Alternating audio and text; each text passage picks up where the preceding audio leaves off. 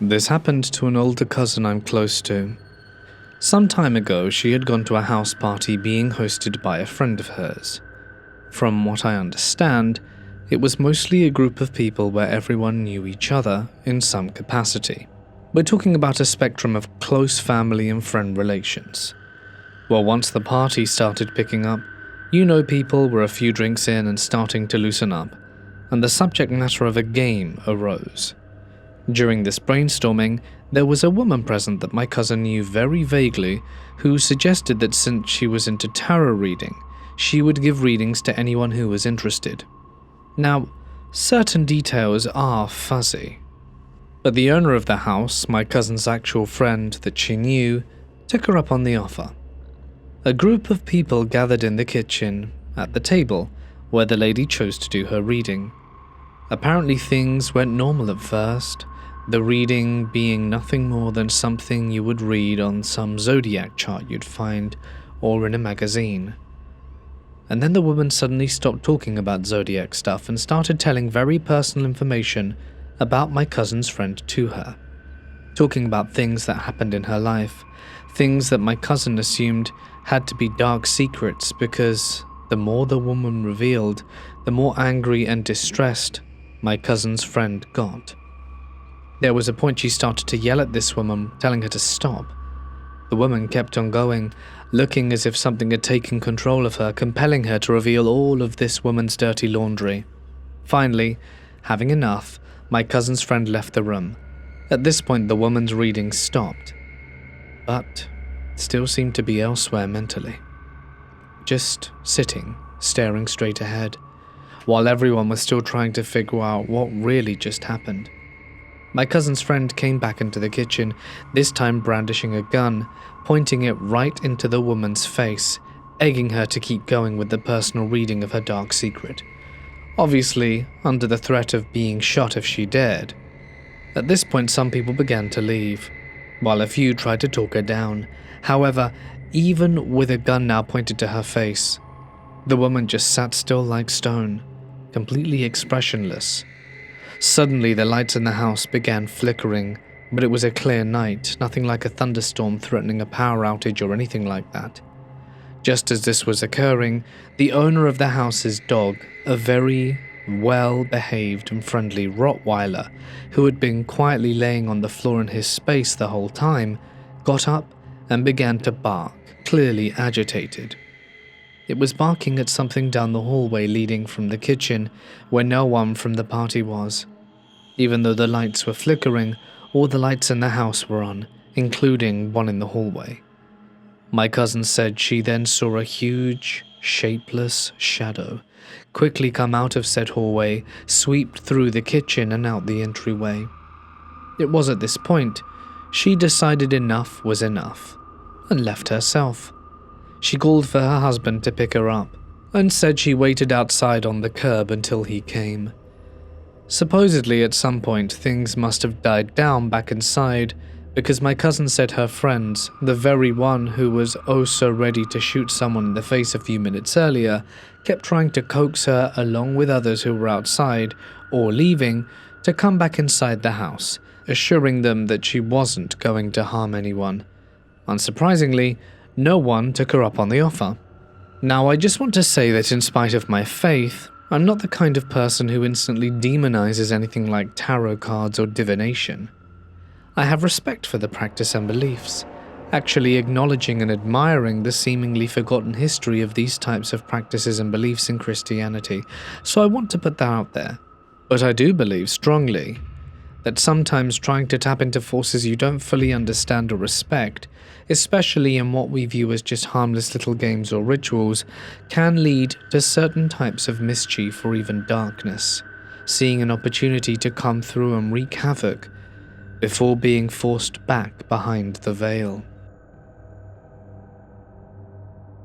While I certainly am receptive to the paranormal, I also am keenly aware of how unreliable, even deceptive, psychic information can be when we seek answers to emotionally charged issues or when the reader knows the person well.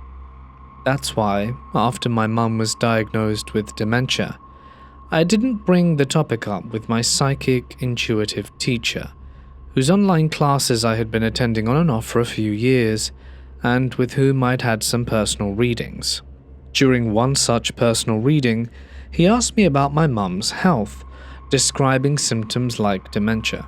We discussed her situation, and he said that he felt she wouldn't live to see her 80th birthday, roughly 15 months from the time of the reading, and that my deceased father would come to guide her to the other side. This timeline conflicted with my mum's medical prognosis, as her condition was advancing slowly and she was otherwise healthy.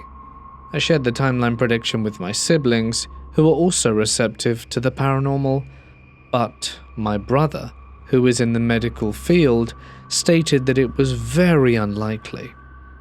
Nearly a year later, my mum's health deteriorated significantly, leading us to admit her into a nursing home. She passed away just a few days after her 80th birthday, making the prediction, while not 100% accurate, pretty darn close. Not only that, the night before she died, 2 members of my extended family, a nephew and a brother-in-law, both had dreams of my dad coming to collect my mum, neither of whom had ever met him, as he died decades before they were on the scene. It's worth mentioning that my nephew and brother-in-law are not in the same family, and neither were aware of the prediction about my father's role during my mum's passing. No one was with mum on the morning she died, so we find some solace in knowing she wasn't really alone and that she and dad are together once more. Shortly after that, my mediumship abilities opened up, allowing me to connect with departed loved ones and other entities. But that's a story for another time, perhaps. I am sensitive and a practitioner of the occult arts, which many people see in a bad light as they don't understand it. I've always been able to communicate with those who have moved on, as well as other supernatural entities. The house I grew up in as a child I thought was haunted. As I've grown older and become more in tune with my spiritual gifts, I've come to realize I am just a magnet for spirits. My earliest experience was when I was 4 years old. I was in my room alone. I'm an only child, and can remember this clearly still to this day. I was sitting on the floor in the middle of my room. I was facing the wall next to my door, as my TV was there on a stand, when loud knocks came from inside my closet door behind me. I remember getting up and opening my closet, but nothing was inside. I sat back down and it was quiet. It never knocked again, but it would years later. My next experience was probably when I was around 8. I lived in North Carolina, and my neighborhood was only one street with 10 houses on each side. At the end of the road was a cut-open section of trees that led to an open field that looped around to behind my house. I would hop a fence behind my house that led to a small portion of grass with a circle of trees in the middle that was connected to the larger pasture, but separate enough that I couldn't be seen. I would sit there alone digging up wild onions that grew everywhere. It was early summer, and I was sitting there playing with my cat, when I heard a voice of a girl come from behind me. I turned around to see a small, blonde-haired girl in a light blue dress standing there. She looked probably 5 or 6. She pointed at my cat and said, "That's my kitty." I said, "No, it's not, it's my cat." She said, "No, it was mine." I told her once again that it wasn't hers and told her it was mine, and she said, "No, Kitty is mine." I remember feeling uneasy around her, but it was weird because my cat's name was Kitty. I said her name is Kitty, and she said she knew it is. She reached down and petted her, then walked off. I didn't say anything else to her. I remember looking up at Kitty and then looking back, and she was gone. I got up and looked around the small area and even walked over to the large open pasture, but no one was there. She had simply vanished. At 10, I lost my best friend from brain cancer. She was only 11. I had spent the weekend with her Friday and Saturday. She died the next day at the hospital. She was one of the only people I ever told about my spiritual experiences. 2 months after she passed away, she came into my dream. I was sitting at a picnic table in the woods when everything got quiet. Then I saw her walking over to me. She sat down and we talked for hours. I asked her if she was okay, and she told me she was. Then she said it was time for her to go. She got up, smiled, and walked away. That's when, while asleep, she whispered, "Tiffany," in my right ear. It was so loud that it woke me up in bed. It was her voice, loud as if she was right beside me. I remember it startled me. I got up to see if it was my mum, but she was in bed asleep. My dad was already at work, and I would continue to see her in my dreams many times after, and the same thing would happen when she appeared. It would get silent, but now I can only see the back of her head, and when I try to get close, she pulls further and further away. I'm assuming it's because she's been crossed over for so long. It's been 12 years since her death, but 2 months ago I got her voice, still a child, coming through my SB7 ghost box saying Tiffany, and that was pretty amazing. My next experience happened as a teenager. Once I was around 12, I started to understand why I always felt different. As I said, my house was haunted. We had many ghosts. My parents also had experiences themselves, and we were very open-minded people. So we would even do seances or Ouija boards or ghost box sessions together. There were 2 women spirits that would hang out in our kitchen at night. Me and my dad would hear them talking in the kitchen, and one night I was laying in the dark about to go to sleep when I heard a loud TV noise like guns and fighting. At first I thought it was my mum still up watching TV, but it was 2 in the morning. I then heard the women talking and laughing, but this time in the living room, which was right next to my bedroom. I got up and went back and chalked it up to the TV being on, but no one was there. I got back into bed and went to sleep. Next is the old man's spirit. I found out he was the knocker. He would knock on my door, shake my doorknob, or even stand outside and knock on my window. I would often see his shadow pass by outside. He was always kind, just curious, and wanted attention. Next, there was an entity I called the Watcher. It wasn't human. It would watch me in the dark when I'd be home alone. I could feel it down the hall. Until one day I walked down our hallway, and in my mum's vanity mirror facing the hall it passed by. I could see its reflection only in the mirror. Not with my naked eye, it was just solid black like a big shadow running past her into the bathroom. I chased it and told it to leave. After this, I did a sage cleansing of the house. Funnily enough, during a ghost box session after the cleansing, it was dead quiet. No voices were coming through for over 10 minutes. I asked them why they weren't talking, and a man came through and said, "Because you told us to go." He was the knocker. One day I was in our living room and went over to my mum, who was sitting in her chair, to reach down and pet my dog, when a deep growl came over my right shoulder. Even my mum heard it. I stood there frozen in place. Right after I reached for a candle, didn't even touch it, but the fire lit all by itself. I had an experience with a fae once. It had just rained that morning, and I was walking through the kitchen towards the door to our carport. The door was open, and you could see the grass through the lattice outside. That's when I saw a bright ball of light that looked like a star floating on the top of the grass. I ran outside, and once I got to the lattice, it was gone. To this day, I still believe it was one of the fae. I've had so many experiences since. I hear voices, I see shadow people, orbs of light, growls. I've been scratched, everything under the sun. But it's just a part of my life now. The spirit world is very real and much closer than we know. Stay awake and do not fear the unknown. I'm a big believer in the paranormal, as it has been so prominent in my life since birth. I have a lot of true stories which I thought you might like to hear. My nan on my dad's side was gifted, so to say.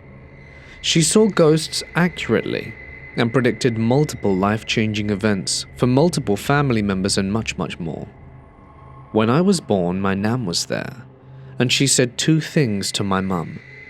Firstly, that a man dressed like a sailor with blonde curly hair was in the room.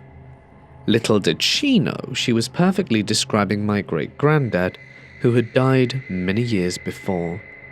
Secondly, she said unlike my sister, I was also born with the gift. That is when it all started. From before I can remember, I have seen dead people. And I'm not talking about the imaginary friend kind of ghost. I'm talking about the man called Jeremy who lived in the cellar. The man with no head walking down the street. Or the man drenched in gasoline running down the hallway who I called Rainbow Man. The last one I saw for years, and still remember vividly to this day. Later in my life, I started predicting things happening in my dreams. The night before my other nan on my mum's side suddenly and unexpectedly went into hospital, I dreamt the situation so vividly. I was upset the next morning, only to find my mum missing from the house after school because she had rushed out to make a 3-hour trip to be by her side. Like in my dream. My nan thankfully was okay in the end. This is the one major life event that I have predicted so far. Other little things comparable to deja vu I get regularly, except I remember them from the dream I had the day or week before. After what happened with my nan, I really tried to shut off that ability because I was scared. I've been meditating and keep trying to keep my mind open to things, and tonight, I felt like I had a minor breakthrough. I was laying in bed, watching the newest episode of Calmera's True Crime podcast, the one on the 40-year-old case solved by Redditors, when the strangest thing happened. I was relaxing in bed with my eyes closed listening to it, when suddenly I get the feeling that someone was at the end of my bed watching me. Then a name popped into my head. I thought it was weird, but thought nothing of it. 10 more minutes into the episode, I found out it was the victim's name. I felt very strange. Like I didn't think of the name, but rather that it was put into my head by someone else.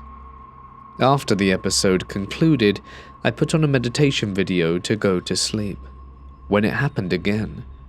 But this time it was blue butterflies. Less than a minute later, it was mentioned. By the way, I'm certain I had never watched either video before or anything. Something else which I found weird was that I always tell everyone in my family that I will come back in my afterlife as a blue butterfly to show them I'm there. It got me wondering if my now deceased nan was telling me about my gift. She died before she could teach me about it, but I would love to hear all your thoughts. For some background, my mother and I have always been interested in the paranormal. She used to regularly visit a talented psychic medium called Sue. One weekend, my mum organized to see Sue on the way to my grandparents. She asked if I wanted to go in, and obviously I said yes. While I wasn't actually going to be in the same room as their appointment, I still wanted to get a feel for what Sue was like, and thought maybe something paranormal would happen while I was there. We knock on the door, and Sue opens it and says hello. Just as we're walking into the house, the light above us flickers and Sue says, "Oh, that's my mum saying hi." We say hello to her out of respect, and I went into the living room and played games on my laptop until the appointment was over.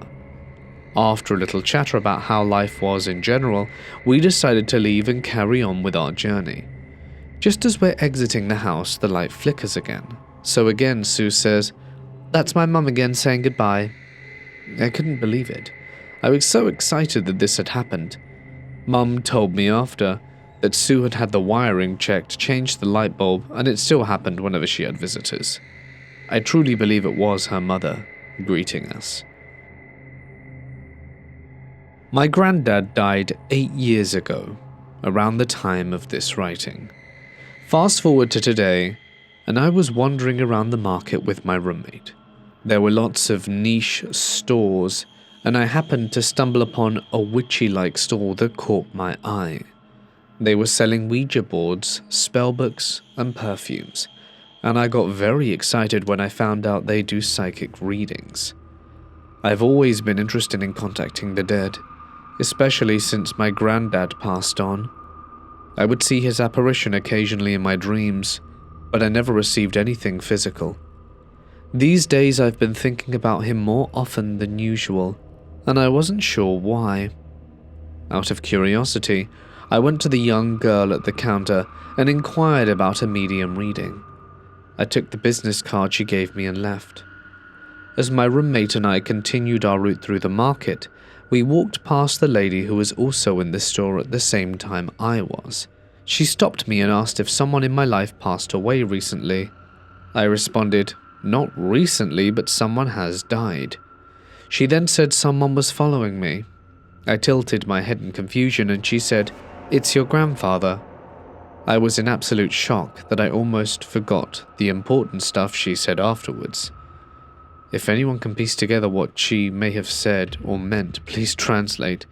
In regards to my grandfather, she told me to get a black candle, light it, and leave it in the room overnight, and then throw it out in the morning. I'm not sure if that's all she said or if I misheard. Can someone please help me figure this out? I'm really interested to take her advice. If only I can remember what it was, or what it meant. Since I was about 5 years old, I've always had weird dreams surrounding death or extremely bad news. They always have to do with these two kids, one boy, one girl. The girl had her mouth sewn shut, and the boy had his eyes sewn shut. They never looked decayed or anything, but they were always there. The first time this happened, I was 5. I remember in the dream seeing the little boy. We were in a dark forest with bits of grey moonlight in places, and I followed him, and in a big clearing the little girl was holding my 2-year-old cousin's hand, and he looked like he was asleep standing. I heard this almost impish laugh and woke up. When my mum came to check on me, I told her, "I think Taylor died," and of course she didn't believe me and told me I had a bad dream. But only a few hours later we got the call that he died in his sleep. 6 to 8 months later, the same thing happened with my great-grandmother, except she was in bed with the little girl standing at her feet. This happened so many times after that I stopped being surprised by it and kept it to myself because over and over, no one believed me. The last time this happened, my dad told me he had severe liver disease and it could lead him to die. That was about 2-ish years ago. Well, recently I had the same dream about my partner and I just found out he has the same liver disease, just not as advanced as my dad's. Now, I don't claim to be a psychic, but I am an empath, and someone suggested that I'm a medium, because I've been able to see and talk to entities since right before this started happening. I have been seeing random things about kids with the same 2 features, the sewn mouth and eyes, but when I look it up, all I get are the black-eyed kid stories, and that is not this. If anyone knows what this is, or what these kids might be, I'd love to know. Also, random disclaimer, it's not just death I get weird about. When I'm in a relationship, I have this weird feeling when I can just tell when things are getting close to ending. Like I will stay the same and put 100% in, but I don't know. I get the weird sensation and then it happens. My mum is a medium, so for me these things are already somewhat normal, but I had never before experienced something in which I interviewed. It all started when my grandpa was hospitalized with bronchopneumonia. Obviously our family went to visit him. We were all sick at home, but it was more or less after the visits that I started coughing. But I only coughed after showering until bedtime. It was strange that it only happened at that time. I was in exam season at college and wasn't doing very well, so I asked my mother to read tarot for me. One of the decks was giving weird answers, and my mum felt blocked from interpreting them, so we left the house and went to a shed in the backyard and used another deck there. It gave completely different answers, and after a few questions, she concluded that there was some entity in the house messing with the cards. Something that even I had considered due to the cough that only appeared at specific times. Then, everything happened very quickly. When she tried to ask questions about the entity, she closed her eyes and began to tremble. She moaned in pain and muttered about it. I was worried and asked if she was alright and called out to her calling, "Mum!" but she seemed to ignore me, just whimpering. It wasn't the first time this had happened, and I realized it wasn't her. However, I think I only realized this when I asked her name. Maria was her name. I asked her for her last name, Maria de Rosario. I knew what you're thinking. I should have been scared, but I wasn't. Something told me she didn't want to harm my mum. I just didn't know what to do. I asked her how old she was, and she said she was very old. I questioned what her last memory was, and she said she saw lots of white coats. White coats? Hospital, I thought. She remembers praying in the chapel, which the hospital had, and nothing else. And now she told me that people ignored her, and they acted as if they didn't want her around. She hadn't realized she had died. She seemed disturbed, desperate, actually, confused. My mother was holding a pendulum in her hands and showed it to me. But it was Maria who spoke. She said, "Look at my cross." I don't remember very well, but I think my mum still had her eyes closed. She told me she prayed a lot and that she had a lot of faith and that everything would be okay. But she didn't understand why no one was talking to her. I tried to explain that she didn't belong to this world. However, I said I wanted to help her, and the reaction was immediate. I think she grabbed my hands tenderly, and a tear came out my mum's closed eye. She thanked me and said I was an angel. I asked her what I could do to help, but it seemed that the answer was already being given. She said with great emotion they were going to take her, and that people were here for her. I have no idea who or what, but I reassured her that whatever she was seeing at that moment would help her. She thanked me profusely, moved, and asked the God she believed to bless me. It seemed as if a weight had been lifted from her shoulders. My mum opened her eyes and wiped away the tear. She had a vague idea of what had happened. She was a conscious medium and usually remembered things when a spirit took over. Maria had probably died of some illness in the hospital and didn't know it, and during visits to my grandpa, one of us had brought her home without knowing it. It made sense after all. I felt something strange at home, a kind of presence. I'm also a medium, but those things kind of creep me out. The funny part comes that same night, the coughing decreased dramatically. Within 2 days, I was no longer coughing, so I came to the conclusion that it was Maria who was making me cough, perhaps somehow mirroring the symptoms she had when she was alive. But why always after the shower? To that I have no idea. Anyway, my grandpa came home, and I passed all my exams, so we can say that this bizarre story had a happy ending. The people Maria said she saw probably took her to the afterlife or whatever, and here we are, the living, where we should be. I have been a real estate agent in Costa Rica for a little over 15 years, and for most of these years, I stood out as one of the top sellers in our company. I'd always close deals that others would only ever dream of. That is, of course, until I met Julia. Everything I thought I understood about our line of work changed in a way I could never anticipate. When she arrived at the agency, she carried herself with genuine friendship and warmth, and everyone took to her immediately.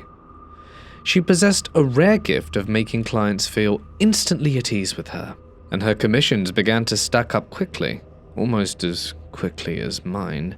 But there was always something peculiar about her approach to the job, because in our company, agents enjoyed a great deal of freedom when it came to choosing which properties to show. We could follow our instincts, pursued leads that excited us, and politely decline listings that did not align with our strengths or schedules. Julia, however, elevated this to an almost artistic form, because she possessed an uncanny ability to select the perfect homes and villas, the ones that practically sold themselves, while deftly avoiding others with a polite but firm deflection that no one could really argue against. As anyone in real estate can tell you, usually the more expensive properties generate the most commission, and therefore are far more exciting to us who want to make money. However, in her case, it wouldn't just be the bigger properties, because if she took 3 smaller ones and can sell them quickly, she often ended up making more money than some of those who always went for the bigger ones, if you get what I mean. So, it was a pretty big deal. Or this pattern continued for nearly a year, piquing my curiosity more with each passing month, until one afternoon, over coffee in the office kitchen, I asked, how did she always know which properties to embrace, and which to steer clear of so decisively? She paused for a moment, and regarded me with knowing eyes. So she set her coffee down, and confided in me something that she hadn't done to anyone in the office. She told me she possessed a gift, a sort of sensitivity, which allowed her to perceive energies lingering within spaces, and sometimes even the departed souls who refused to fully leave them. As a medium, she could walk into a home and immediately sense whether it was a welcoming home or if a presence or something darker clung to it, or maybe even something malevolent. She chose her listings not merely for their market appeal, but to safeguard herself from the oppressive atmospheres, and in her 20 years of navigating the real estate world across Costa Rica, she learned a practical truth, that properties burdened with such attachments genuinely stayed on the market for far longer, as if the energy itself would repel potential buyers. I nodded, wasn't sure if I believed her at first, and then she went on to share a story. In the early days of the business, when she was still proving herself, she got the opportunity to sell a house. It was a house that on paper embodied perfection, a sprawling colonial-style villa, nestled in one of the most desirable neighborhoods of Escazú. Every agent in the office coveted that listing. For the commission promised, it would have drawn almost a year's expenses with ease, and the prospective buyers clamored for a chance to tour it, drawn by its prime location and amazing amenities. But no one knew the property's history. It had sat empty for months, marketed simply as a rare gem, waiting the right owner. Julia, however, drew the short straw, so it seemed, and stepped inside alone for her initial walkthrough, ready to envision how she may present this to clients. But the moment she passed through the door, shutting it behind her, the house had this unnatural stillness. She began her tour methodically, moving from room to room. With each step across the floor, a profound sense of being observed settled over her, almost suffocating her. Though the sunlight streamed through the tall windows, there seemed to be an unnatural darkness in the hallways. Julia pressed on, notepad filling with notes about square footage, upgrades, and lots of other details that only us real estate agents truly care about. By the time she ascended the grand wooden staircase to the upper floor, the atmosphere thickened palpably. Halfway through the master suite, with its 4-poster bed shrouded in dust sheets, she decided she had seen enough and turned to descend. And that is when it happened. The door to an adjoining sitting room slammed shut behind her with a thunderous crack that reverberated through the entire house, the force of it rattling the crystal chandelier downstairs and sending a jolt through her body so violent she nearly tumbled down the remaining steps. Her heart collided against her ribs in the frantic rhythm, every nerve igniting in terror, because she knew with absolute certainty that no windows stood open anywhere in the villa, or any doors ajar to allow for a draft, no breeze from the locked garden entrance to account for how this happened. Not to mention, she possessed the only copies of the key, so there was no way there was another realtor here playing a prank. After all, the house was practically empty, and she was the only person in here. There was no explanation for how that happened. Gasping, she gripped the banister, pulse roaring in her ears, and glanced back up the stairs just in time to catch a fleeting shadow detach from the wall, dissolving into nothingness as it passed from view. She fled the house without a backward glance, the front door banging open into the humid afternoon as she stumbled into the driveway. Days later, after regaining her composure and driven by the gnawing need for answers, she delved into public records and local archives, uncovering the grim truth. Over 30 years ago, a brutal murder had unfolded in that very home. A family patriarch slain in a rage-fueled dispute, his blood staining the upstairs floors. She could not shake the conviction that his restless spirit remained trapped there, bound by the unresolved fury. The property, unsurprisingly, remained unsold for years, until a buyer came from the States, never setting foot in the property before buying it. They think that's the only way it got sold. The ordeal did not end with discovery, however, for the darkness seemed to have followed her to her mother's apartment. And it began as a subtle discomfort, the sensation of eyes upon her in empty rooms. It escalated to unmistakable signs. Alone one evening, she heard deliberate knocks rapping on the front door. When she approached the peephole, there was no one there. And nights brought low groans emanating from the doorframe, as if an immense weight bore down upon it from the outside. The disturbances built up, until one afternoon when her mother was passing the kitchen doorway, turned to Julia with wide eyes and asked plainly, "Who's that man standing behind you?" She whipped around, heart plummeting into icy dread, but there was no one there. Shaken to their core, the mother and daughter sought counsel from a local priest, and he arrived with holy water and performed a blessing. After that, no further incidents plagued them. From then on, she made sure to steer clear of any house plagued with malice, despite how much it might be selling for. Her tale stayed with me long after that conversation. She continued her success at the agency, and now I knew her secret. I wondered if maybe I could learn this ability too. I never asked to be a medium. I didn't go looking for spirits or try to open myself up to the other side. I rented an old house because it was cheap and close to work. The listing never mentioned it had a cellar. Anyway, I moved in on a Thursday, and I remember that because the power cut out twice while I was carrying boxes inside. It honestly felt like a cliché. The flickering lights, the creaky boards, the weird draft. But as I said, the house was old, and I chalked it up to just that. The first week was uneventful, if you ignore the constant feeling of being watched whenever I was near the basement door. The house was generally quiet, and I was getting used to living alone.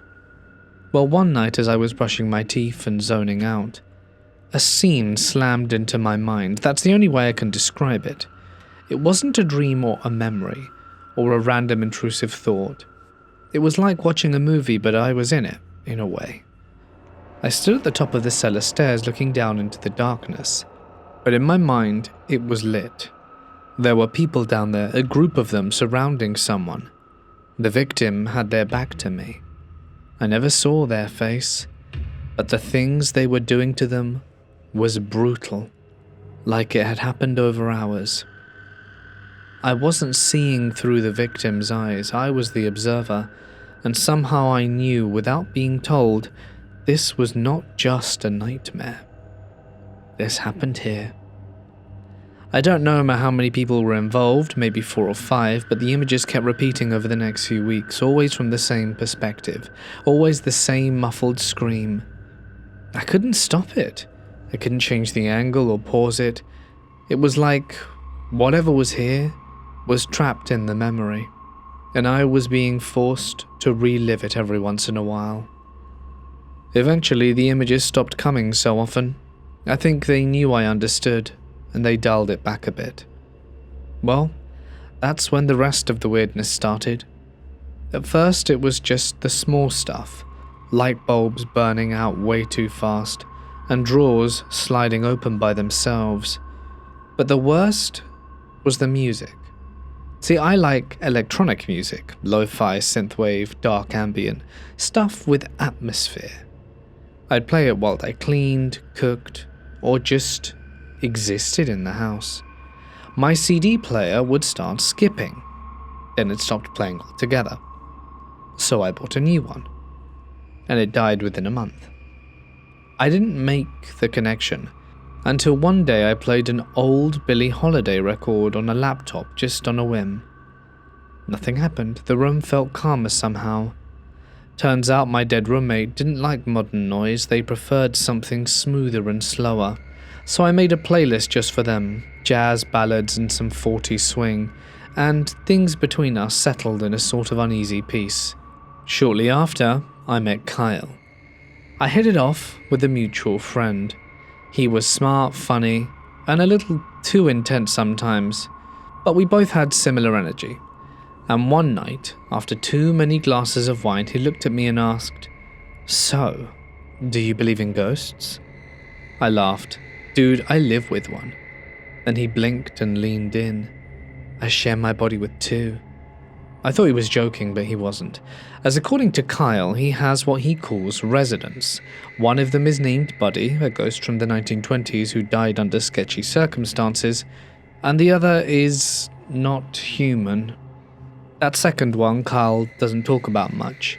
He says it communicates in bursts of color and sound, and when it tries to move his body, it doesn't always remember what bones are for, and he's gotten bruises from sleepwalking into walls and writing symbols on mirrors that he can't understand in the morning. And Buddy? Well, he was chatty. Kyle says Buddy started showing up during hangovers. At first he thought it was just blacking out, but then Buddy started talking. He'd tell Kyle stories about speakeasies, bootlegging old debts, and the woman he was in love with when he died. Of course, Kyle started digging, and he found him. There was an actual man called Buddy, nickname not real name, who died in the late 1920s under suspicious circumstances in the exact town Buddy had described. Kyle even found the address, and guess what? The house was for sale. Real estate listing and everything. They had a virtual tour. Kyle clicked through the photos, and while he was watching them, Buddy freaked out, started overlaying his memories onto the screen. The faded wallpaper, the original tile, the old furniture. Buddy showed him where his bedroom used to be, and the kitchen table he had carved his initials into. Kyle was fascinated. He wanted to buy the place, but his girlfriend wasn't having any of it. She said she wasn't moving into a haunted funhouse with his dead gangster bestie. She had a point. Buddy already had a tendency to cause issues, moving electronics, throwing things during arguments, once even riding along with Kyle on a date and making the poor guy black out in the middle of dessert.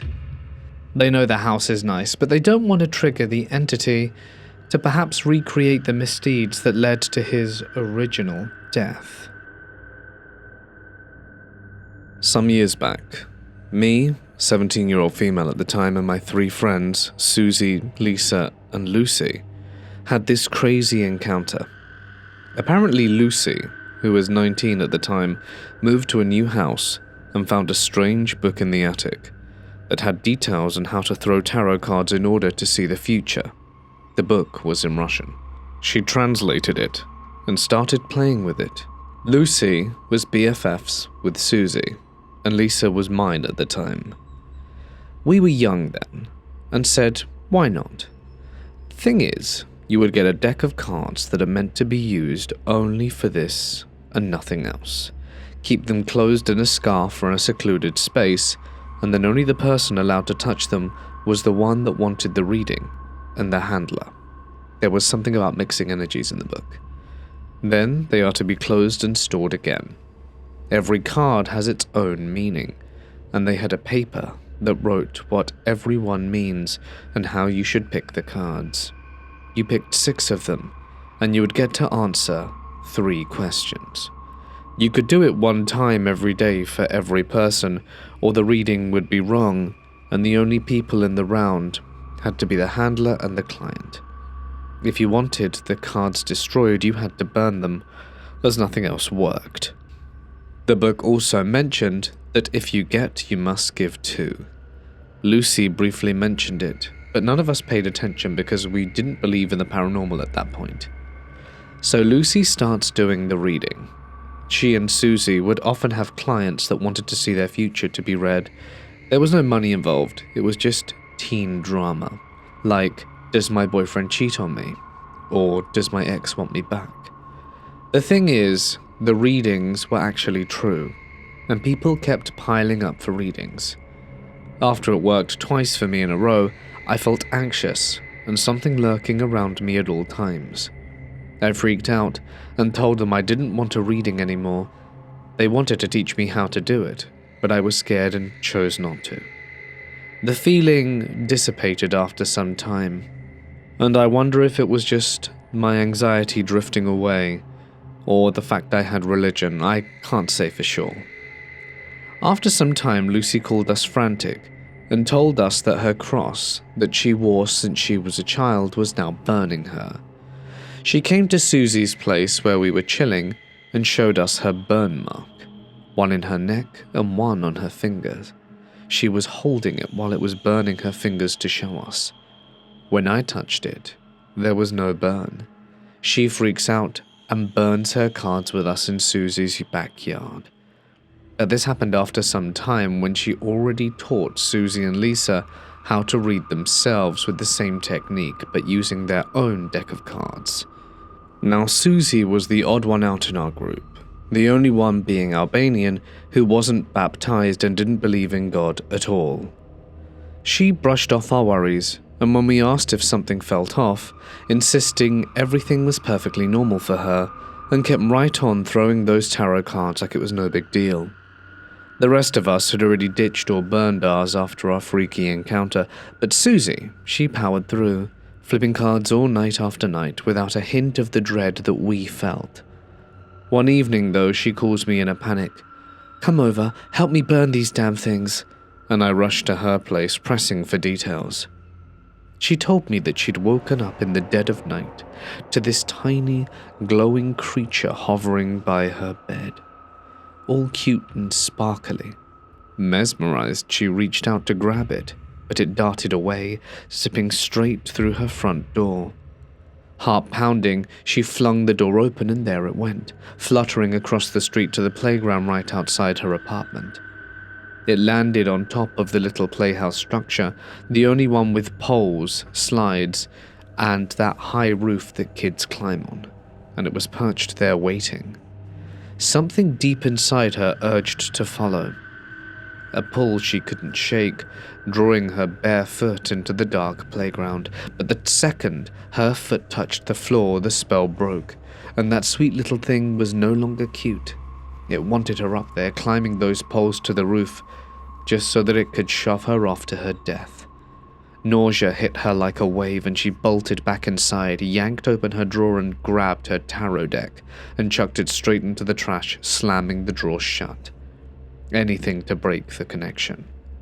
The next morning, she steels herself to double-check, pulls open the drawer, and there they are, the cards stacked neatly and back in place, almost like she'd never discarded them at all. No one else lived there.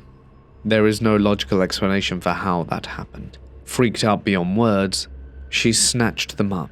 We grabbed matches from the kitchen and burned the deck right there in the sink, watching the flame curl the edges black. Susie never touched cards again. I know it sounds insane, but I was there for the burning and saw the terror in her eyes firsthand.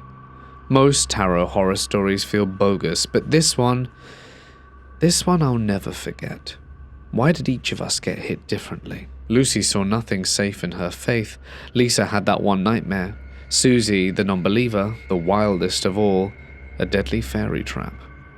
So, do demons skip the God-fearing and prey on the skeptics instead? Do I buy future readings now? Hell no.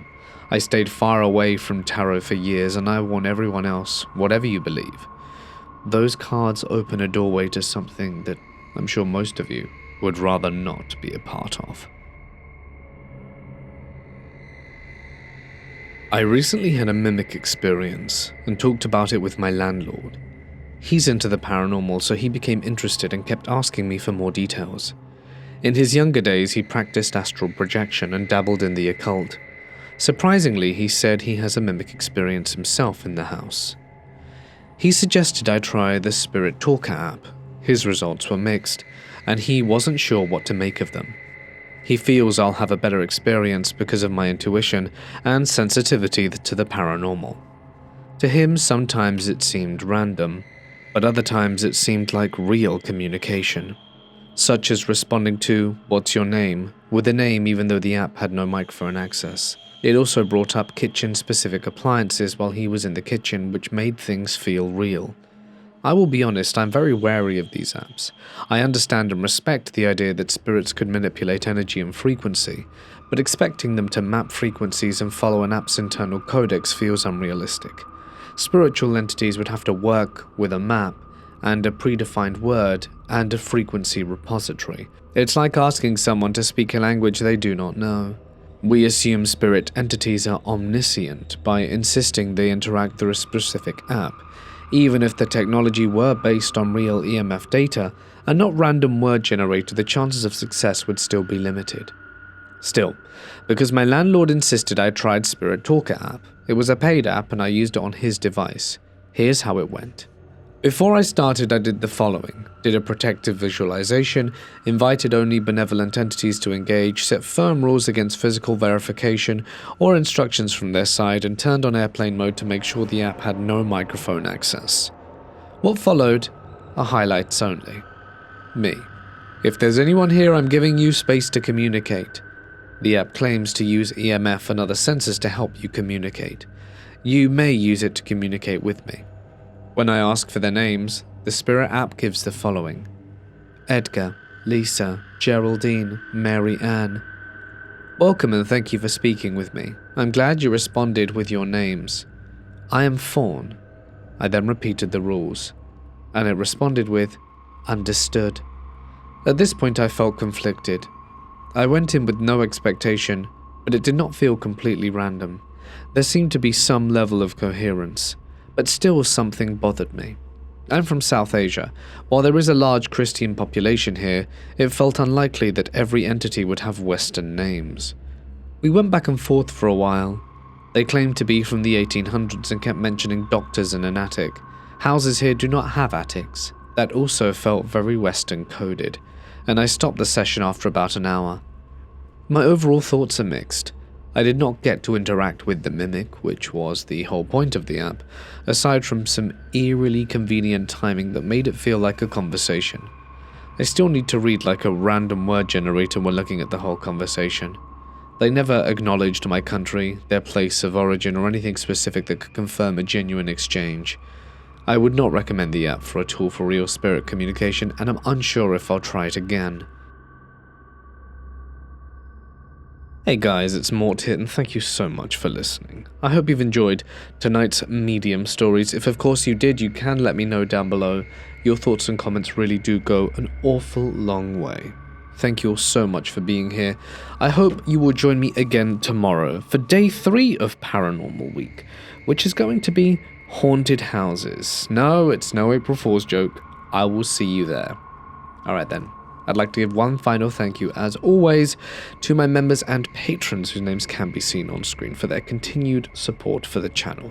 And if you would like to show a bit more support to Mort, you can follow the links down below to find out more. But that's it from me. Stay awesome, guys, and I'll see you in the next one. Good night.